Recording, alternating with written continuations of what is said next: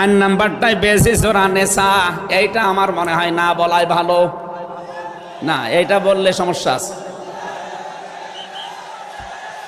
আমি শুধু আয়াত বলে দিচ্ছি, বাড়ি যে মিলান, আমি বাংলাও বলবো না। সূরা নিসা 5 নাম্বার পারার 2 নাম্বার পৃষ্ঠার 11 নাম্বার লাইনের 34 নাম্বার আয়াত।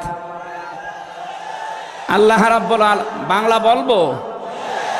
আর রিজালু কাওয়ামুনা আলান নিসা,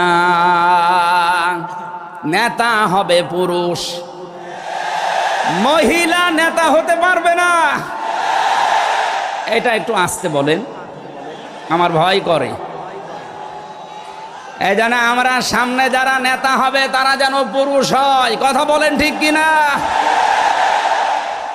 নবীজি জানিয়েছেন, লা ইউফলিহা কওমুন, ওই জাতি কখনো সফল হতে পারে না যে জাতির নেতৃত্বে কোনো মহিলা বসে আছে।